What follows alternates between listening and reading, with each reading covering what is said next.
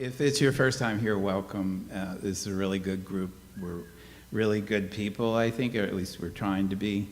And you'll see tonight in the discussion how careful everyone is with each other, but also critical. We don't pull any punches, I don't think, but we also speak with compassion about the subjects we're talking about tonight.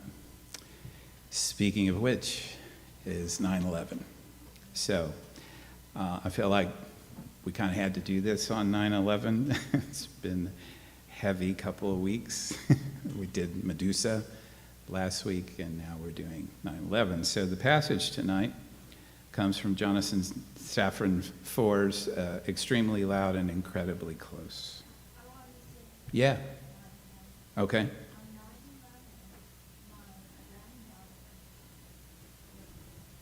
Was born? Oh, really? Well, happy birthday, granddaughter.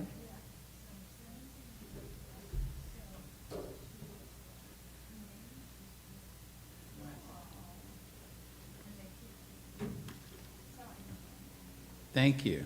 Wow. Well, thank you for getting us off to a hopeful start. Good. All right, so here's our passage. After a time, I had only a handful of words left. Does it break my heart? Of course. Every moment of every day into more pieces than my heart was made of. I never thought of myself as quiet, much less silent.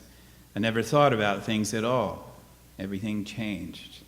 The distance that wedged itself between me and my unhappiness wasn't the world. It wasn't the bombs and the burning buildings. It was me. It was my thinking. The cancer of never letting go. Is ignorance bliss? I don't know. But it's so painful to think. And tell me, what did thinking ever do for me? To what great place did thinking ever bring me? I think and think and think I've thought myself out of happiness 1,000,000 times, but never once into it. Jonathan Safran Foer, born February 21st, 1977, grandson of Holocaust survivors on his mother's side. When he was 8 years old, I'm sorry, I have a note here. When Jonathan was a child, he would visit his grandmother's house, where he would be hauled into the air for a hug. He'd be lifted up upon arriving and leaving. And only later did he realize that his grandmother had been weighing him rather than hugging him, because that's what they did in the camps to see how well their health was. They would pick you up, and if they could pick you up too easily, then you were in trouble. So you might need some extra care. And then at 8 years old, so he's got that. He's got his grandmother weighing him. I don't think he knew it at the time, but, that's happening. Then he's at boarding school, and there's an accident in the chemistry lab. And he burns, there's an explosion, and he's covered in some sort of burning liquid, and he thinks his skin is coming off. He feels like his skin is coming off. And he says he had something like a nervous breakdown drawn out over about the next 3 years at 8. All right? I don't know about you, but I couldn't handle anything at 8. His brother Franklin is an editor at the New Republic. His brother Joshua is the founder of Atlas Obscura. What? We have an Atlas Obscura event coming up next month. We love Atlas Obscura. You may, if you know him at all, you probably know him by his first book, Everything is Illuminated, or the film. Anybody know this? Great book. Hailed as one of the great new writers. It's the story of a character named Jonathan Safran Foer, who goes in search of a village in Ukraine that was decimated, or almost decimated, during World War II by the Germans. And anyway, it's the story of that search. It's 2002, hailed as this great new writer. Extremely Loud and Incredibly Close comes in 2005, and that's what we're talking about tonight. And then Eating Animals is a nonfiction work, 2009. Extremely Loud and Incredibly Close got some of the most vitriolic reviews I've ever read. And I'm not talking about Amazon reviews. I'm talking about Michiko Kakutani at the New York Times. Other famous reviewers just decimated this novel. I think they missed it. Seriously, I think they just didn't see what was happening. But maybe you'll agree that it's a bad novel. I don't. It is a 9/11 novel, and it's unique, I think. The only other time I've taught 9/11 is I was teaching a senior writing seminar at a university, and I used the 9/11 report, a government-issued report. You ever read this? It's rather amazing. It's pretty thick, and it was my assigned textbook for the class because the writing was so interesting and well done. I know, it was a government report, but it was well written. One of the striking sentences early on in the 9/11 report is that 9/11 happened because of a failure of the imagination. That's right, isn't it? Even at the most basic level, the government failed to imagine this happening in this way. But of course, I think it means a lot more than that. I think it means failure of the religious imagination, among other things. All right, let's get into it. Oscar Shale. By the way, this is a film, too, with Tom Hanks and Sandra Bullock. Max von Sydow, by the way. Anyway, Oscar Shale is a precocious 9-year-old mom. He has a mother. She's a very important character, as you'll see. But Dad, his father, Thomas Shale Jr., played by Tom Hanks in the film, is kind of the center of the story. He's not the protagonist, but he's the absent presence because he dies in the towers.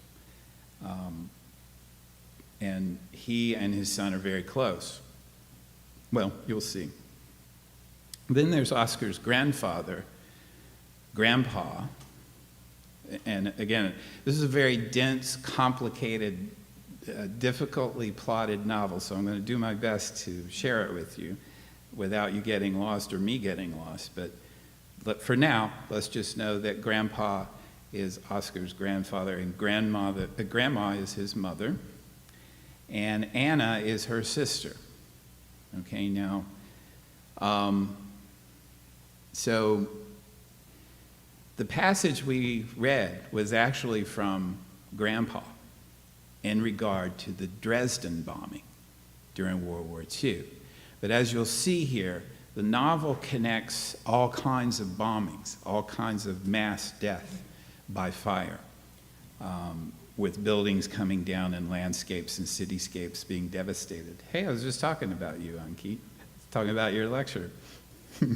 This is Dr. Shah, who's going to be talking about medical ethics. So Dresden, Hiroshima, 9/11. These are all powerful events in the novel.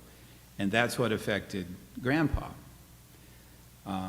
Grandpa was actually in love with Grandma's sister, Anna, and planned to marry her, but she died in the bombing, the Dresden bombing. And so he ends up with her sister, but he can't quite let Anna go. And so in seeing his wife, he's really seeing Anna. And he's also a sculptor, and he tries to sculpt Grandma, but it's really Anna. Yeah, so I know, it's already complicated.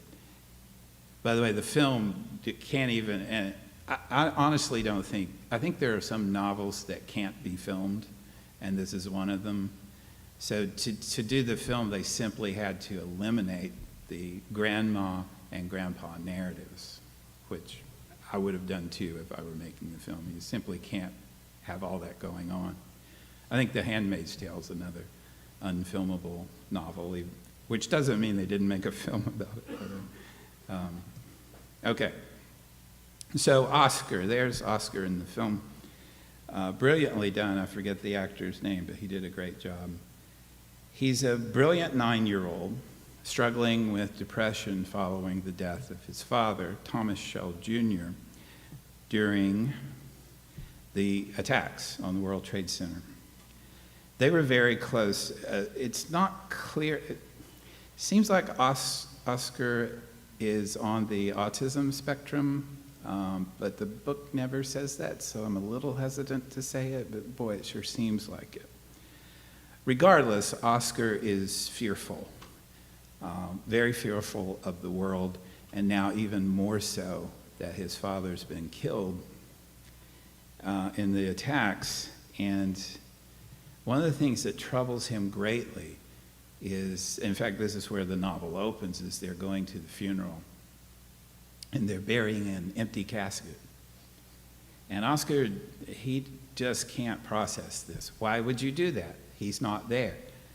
And this becomes a plot point, a driver of the plot in the novel. He feels more distant from his mother. He's 9. I don't know, maybe this happens a lot. But she works a lot.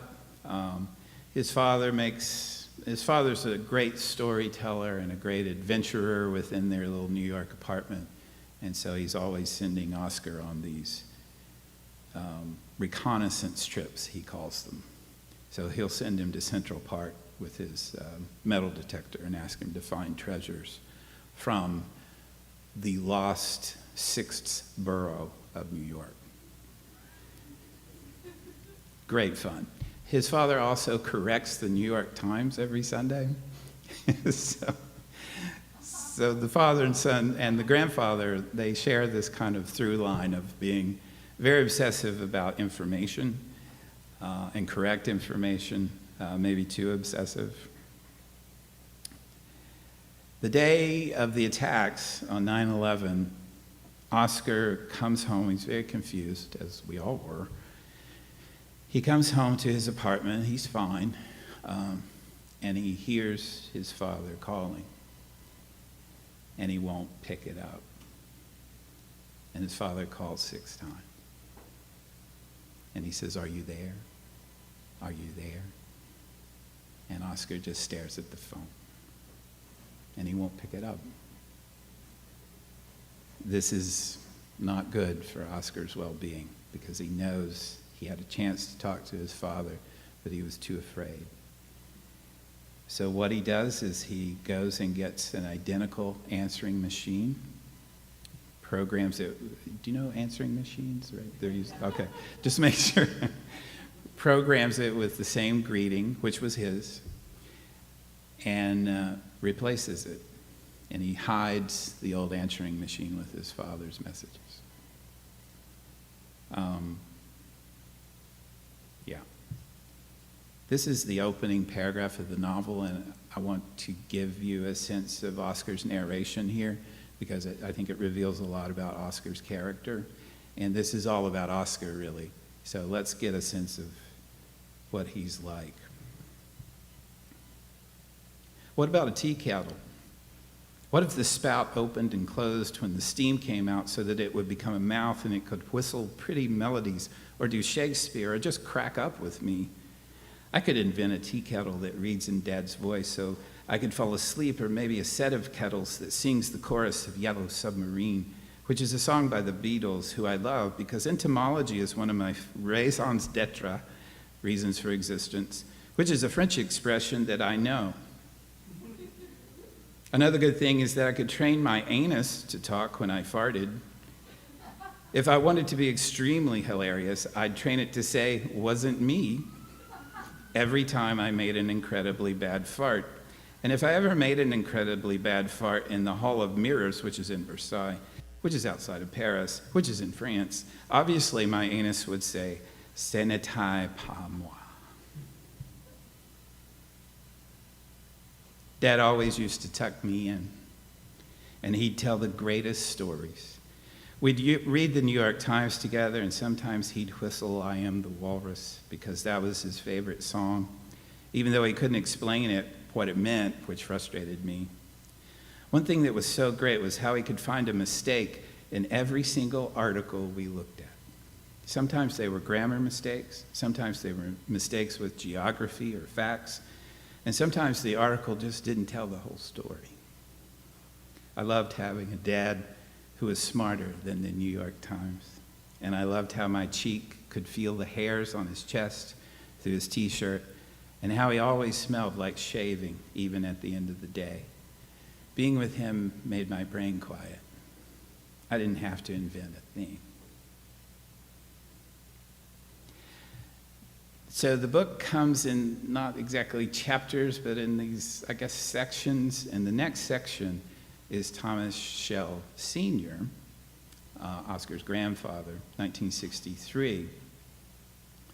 This is a letter to his son, who died, Oscar's father, describing how he moved from Germany to America and gradually lost his ability to speak. Beginning first with Anna, the woman he was in love with in Germany, and who died in the Dresden bombing. And that's the passage I read. It's from, I'm not going to read it again because I just read it, but he's lost, I had only a handful of words left, he says. And so he eventually tattoos yes and no onto the palms of his hands. And so if you ask him a question, he'll do one or the other. And he writes in these notebooks when he wants to communicate. So he keeps a notebook with him, and he'll answer you briefly, whatever will fit on a page of a notebook, and isn't yes or no.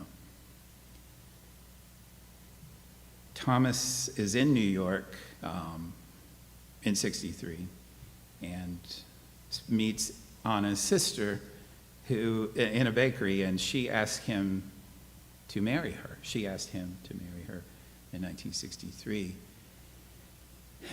And this is a complicated relationship that I really can't explain, except that it's unusual. But they have, well, he uses her as a model to sculpt her sister Anna. So there's that. And then they have to mark off their apartment in place. This actually may not be a bad idea. They mark off places that belong to Anna, they mark off places that belong to Thomas, and then they block off shared spaces, and then there's no place where no one can go. Wouldn't that be interesting? And so you never cross into each other's space. You can be in the shared space, but only together, and you can never be in the no place. So this is something about the nature of their relationship. One day, Oscar's poking around in his apartment, and he knocks over a vase in the closet. The vase shatters, and a key falls out. Actually, an envelope falls out. One of those little envelopes you might put a key in. It has the word black written on it, and a key. He decides that this is a message from his father. His father's left him a key, and he must find what the key fits, the lock that the key fits. This would not be uncommon for Thomas Shell Jr. to do this. This is the kind of reconnaissance mission he would have his son do. So Oscar thinks, okay, I know what to do now. I will interview everyone named Black in New York City. And that is his quest. That's a total of 472 people, 270 houses, because some of the blacks live together. And he is going to do this on his own. He's going to finish his final mission his father left for him. And here is Oscar's voice again. In bed that night, I invented a special drain. Notice how Oscar invents things when he's in trouble. He invents things. We can talk more about that. In bed that night, I invented a special drain that would be underneath every pillow in New York and would connect to the reservoir. Whenever people cried themselves to sleep, the tears would all go to the same place, and in the morning, the weatherman could report if the water level of the Reservoir of Tears had gone up or down, and you would know if New York was in heavy boots. That's his phrase, heavy boots. Sad. And when something really terrible happened, like a nuclear bomb or at least a biological weapons attack, an extremely loud siren would go off, telling everyone to get to Central Park to put sandbags around the reservoir. Now, again, this may sound strange because it's hard to articulate this novel, but his grandmother writes letters to Oscar too. And this is what she does. She describes her life in Germany, moving to New York, meeting, and eventually meeting his grandfather. But she will not let Oscar know who his grandfather is. But she'll write the letter about the story. This becomes important later on. First, the first person on the list is Abby Black, played beautifully, as always, by Viola Davis in the film. So Oscar will not take public transit in New York, so he walks to Queens from, I think he's on the Upper East Side. He walks to Queens to talk to Aaron Black, and then he walks further and talks to Abby Black. When he meets Abby Black, she's having an argument with her husband in the background. He's in the background, and he's yelling, and she's crying. And Oscar says, my name is Oscar Schell, and I'm wondering if you know what this key fits. And she says, what? What? Why are you alone? What are you doing? You're 9 years old. What do you want? He's like, well, again, my father died, and he left me this key, and I want to know what it fits. And it says Black on the envelope, so I thought maybe you would know. And she was like, I don't know anything. What are you talking about? And so begins Oscar's quest. Oscar visits Grandma in this section of the novel, and he can hear her talking to the renter in the other room. And he says, who's the renter? And she says, don't ever talk to the renter. Okay. Here again is Oscar's voice. I read the first chapter of A Brief History of Time when Dad was still alive, and I got incredibly heavy boots about how relatively insignificant life is, and how compared to the universe and compared to time, it didn't even matter if I existed at all. When Dad was tucking me in that night, we were talking about the book, and I asked if he could think of a solution to the problem. Which problem? The problem of how relatively insignificant we are. He said, well, what would happen if a plane dropped you in the middle of the Sahara Desert and you picked up a single grain of sand with tweezers and moved it 1 millimeter? I said, I'd probably die of dehydration. Oscar's not dumb, and he's funny. He said, no, the father said, I mean, just right then, when you moved that single grain of sand, what would that mean? I said, I don't know what. He said, think about it. I thought about it, and I said, I guess it would mean that I've moved a grain of sand, which would mean you changed the Sahara Desert, wouldn't it? So the Sahara is a vast desert, and you changed it.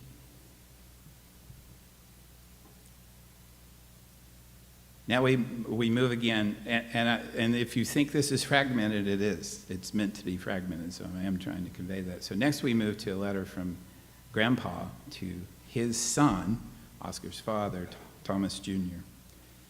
And he talks about this division of their apartment into these spaces, the shared space, the grandpa space, the grandma space, and the nobody space. He also explains to Thomas Jr. how much he was in love with Anna in Germany. And he gives his wife a typewriter with no ribbon. Do you know what a typewriter is? I'm just checking. Okay.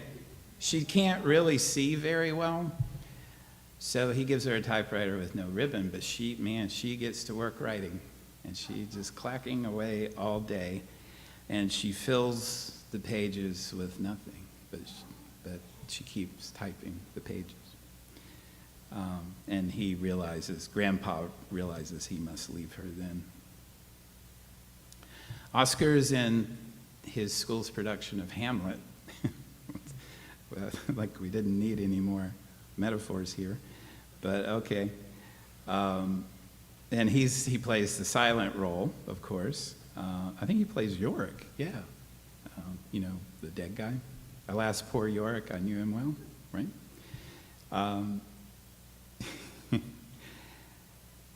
Some of the blacks he's been meeting around New York are in the audience. And he's like, well, that's strange. And it is strange, isn't it? What are these people doing in the audience of his little private school crappy play of Hamlet? Then he meets a Mr. Black who actually lives in his building. And they become good friends, largely because Oscar turns up the man's hearing aid, which he did not realize was turned down. And so he's been kind of stumbling through life thinking the world had become silent.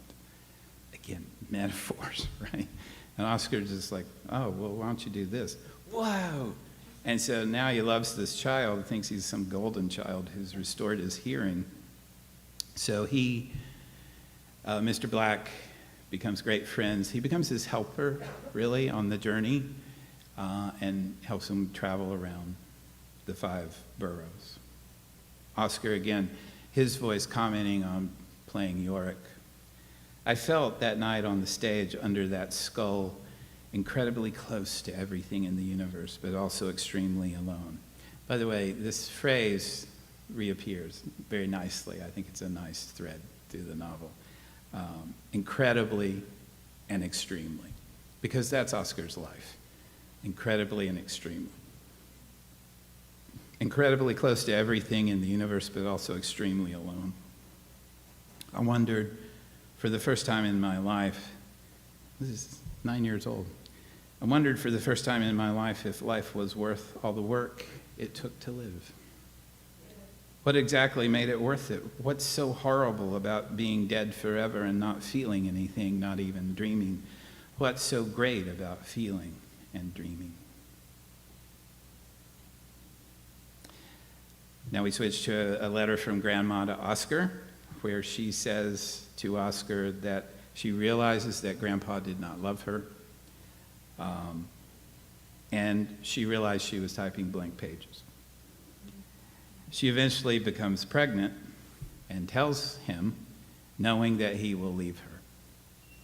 And when he does leave, they have lots of menagerie of pets, and she sets them all free in the city once he leaves.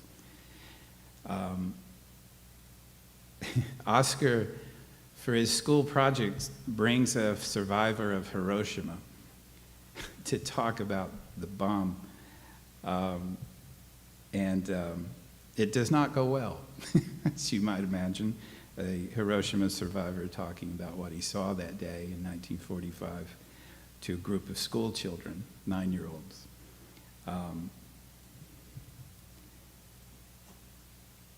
His mother takes him to a therapy session. That does not go well because he's clearly smarter than the therapist. And he says this, "When Mom tucked me in that night, she could tell that something was on my mind. And I asked if I wanted to talk. I did, but not to her. So I said, no offense, but no. Are you sure? Très fatigué." I'm sure I messed that up. Very tired. I said, waving my hand, "Do you want me to read something to you?" "It's okay. We could go through the New York Times and look for mistakes." She's trying to replace the father. "No, thank you." "All right," she said, "all right." She gave me a kiss and turned off the light, and then as she was about to go, I said, "Mom?" And she said, "Yes." And I said, "Do you promise not to bury me when I die?" She came back over and put her hand on my cheek and said, "You're not going to die." I told her I am. She said, "You're not going to die anytime soon. You have a long, long life ahead of you." I told her, "As you know, I'm extremely brave, but I can't spend eternity in a small underground place. I just can't. Do you love me?" Well, of course I love you, Oscar. Then put me in one of those mausoleum thingies. A mausoleum? Like I read about. Do we have to talk about this? Yes. Now? Yes. Why? Because what if I die tomorrow? You're not going to die tomorrow, Oscar. Dad didn't think he was going to die the next day either. That's not going to happen to you. It wasn't going to happen to him. Oscar, I'm sorry, but I just can't be buried. Do you want to be with Dad and me? Dad isn't even there. Right? This really bothers him. Excuse me? His body was destroyed. Don't talk like that, Oscar. Talk like what? It's the truth. I don't understand why everyone pretends he's there. Take it easy, Oscar. It's just an empty box. It's more than an empty box. Why would I want to spend eternity next to an empty box? Mom said his spirit is there. And that made me really angry. I told her, Dad didn't have a spirit. He had cells. His memory is there. His memory is here, I said, pointing to my head. Dad had a spirit, she said, like she was rewinding a bit in our conversation. And I told her he had cells. And now they're on rooftops and in the river and in the lungs of millions of people around New York who breathe him in every time they speak. You shouldn't say things like that. But it's the truth. Why can't I say the truth? You're getting out of control. Just because Dad died, it doesn't mean you can be illogical, Mom. Yes, it does. No, it doesn't, Mom. Get a hold of yourself, Oscar. Fuck you. Excuse me? Sorry, I mean screw you. You need a timeout. I need a mausoleum. Oscar, don't lie to me. Who's lying? Where were you? Where was I when? That day. What day? The day. What do you mean? Where were you? I was at work. Why weren't you at home? Because I have to go to work. Why didn't you pick me up from school like the other moms? Oscar, I came home as soon as I could. It takes longer for me to get home than for you to. I thought it would be better to meet you at the apartment than make you wait at school for me to get you. But you should have been home when I was home. I wish I had been, but it wasn't possible. You should have made it possible. I can't make the impossible possible, Oscar. You should have. I got home as quickly as I could, and then she started crying. And then, there's another letter from Thomas Sr. to Thomas Jr. describing the bombing of Dresden, which is incredibly horrific. And if you were to read it excerpted from the novel, you would think it was a 9/11 story, which is the whole point, is that all bombings produce mass death in the most horrific ways. And then we have the wonderful story of the sixth borough. This is magnificent, a beautiful myth that Oscar's father tells him the night before he died, actually.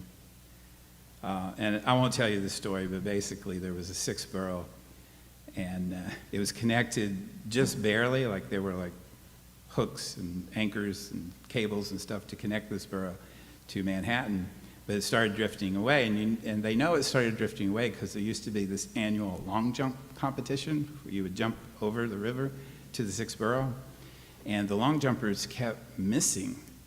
Like, they used to be able to do it, and then they would start landing short of the edge of this sixth borough, and so people in New York were called together, and they managed to get most of the sixth borough and put it in Central Park. But the rest of it floated away, and a lot of the people in the sixth borough just decided to float away with it. And this is Oscar again.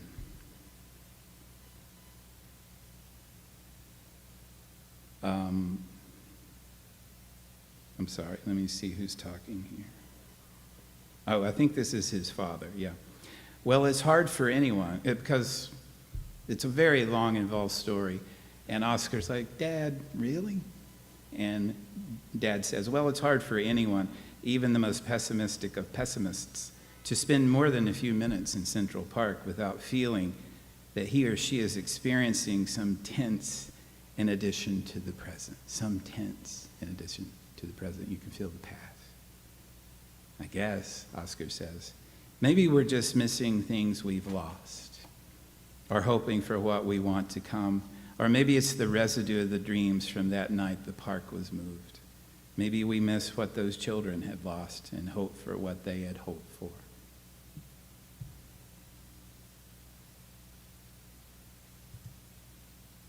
Almost done, and then we'll get to the discussion. Oscar finally meets the renter. The renter, as you may have guessed by now, is Grandpa. So Grandpa has returned. She forces him to stay in his room. She won't let him talk to Oscar. In fact, she says that if he ever talks to Oscar, she'll kick him out. But as things happen, Oscar comes in one day and meets him. There's Max von Sydow playing Grandpa. Interestingly, his friend in the building, Mr. Black, now withdraws, because that's what happens in every hero's journey. The helper cannot follow you into the darkest place. The helper can only help. And so Mr. Black withdraws, and now Oscar goes into the nadir of the circle of the hero's journey, the darkest part. Oscar, again, is not smart, and he's very funny. So he figures out after not too long, that this is his grandfather. And so he tells him about the answering machine. He confesses to him that he was there when his father called on 9/11, and he refused to pick up the phone, and he hid the answering machine. And he says to Grandpa, the renter, I think we should dig up the coffin. And the renter says, okay. So he says, you can't tell your grandmother. Yeah, no shit, dude. You're digging up her son's coffin.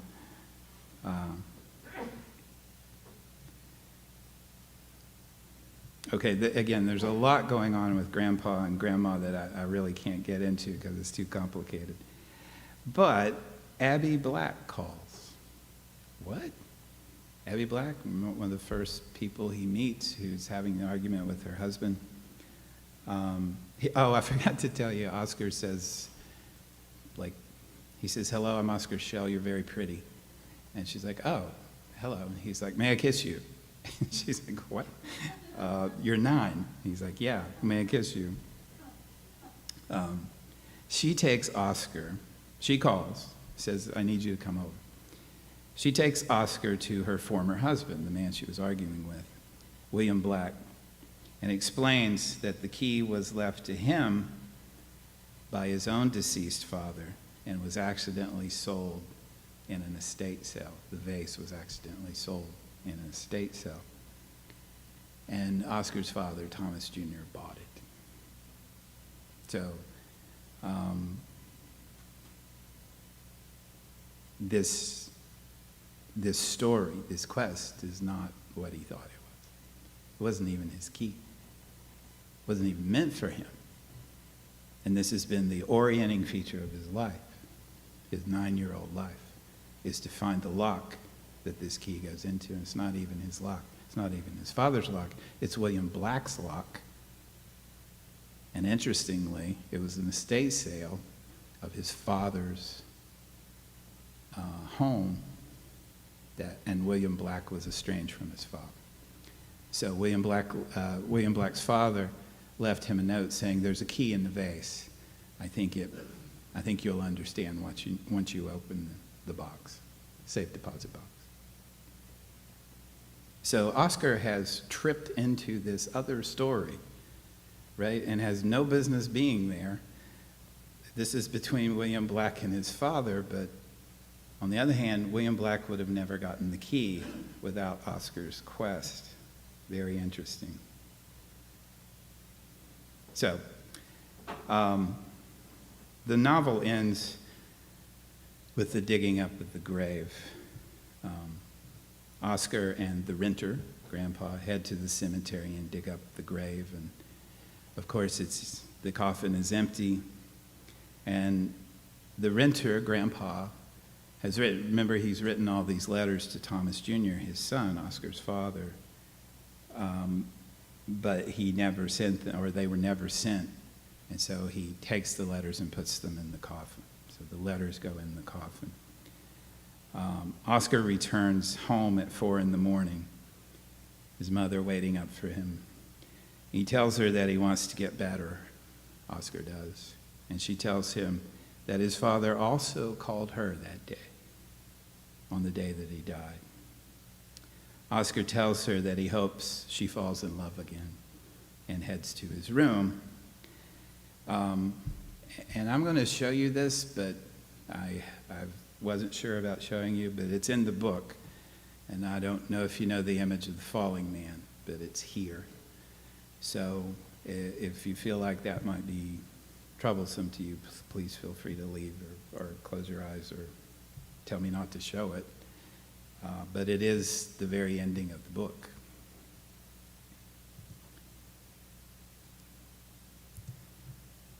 And it's a flip book. And this is how it goes.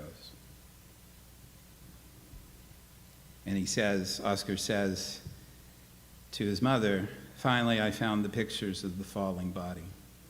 Was it Dad? Maybe." Oh, Oscar has this book, this scrapbook called Stuff That's Happened to Me. It's very odd. And the photos here are, of out of the book. So I ripped the pages out of the book, he says. I reversed the order so that the last one was first and the first one was last. When I flipped through them, it looked like the man was floating up through the sky. If I'd had more pictures, he would have flown through a window back into the building, and the smoke would have poured into the hole that the plane was about to come out of. Dad would have left his messages backwards until the machine was empty, and the plane would have flown backward away from him all the way to Boston.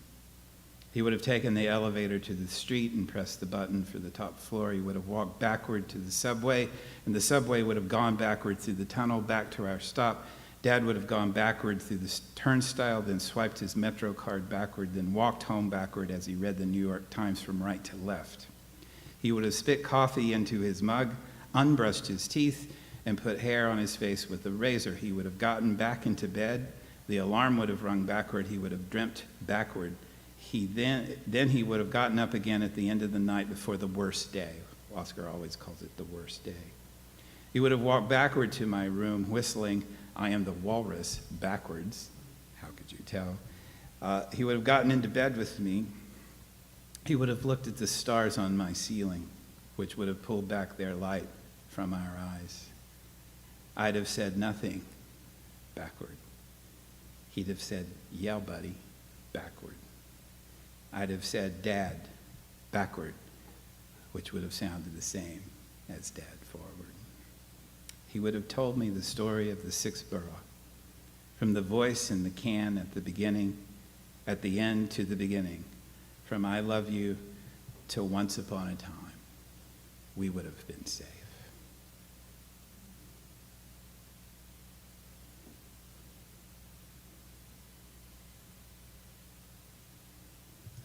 What are the ways to wisdom in this book? Oh my gosh, so many. You may have heard me say before a quote from a Yale literary critic named J. Hillis Miller. All storytelling is constructed over loss. Ovid in Metamorphoses says the same thing. Art makes up what fortune has denied. Art makes up what fortune has denied. Mario Vargas Llosa, in his Nobel Prize acceptance speech, said fiction writers write to change the world. The losses that we experience, especially traumatic loss, especially national loss, cannot be recovered.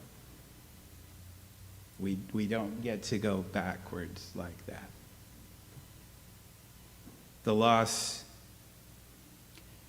victims of the loss beyond the people and the infrastructure is also language. The loss shatters our language.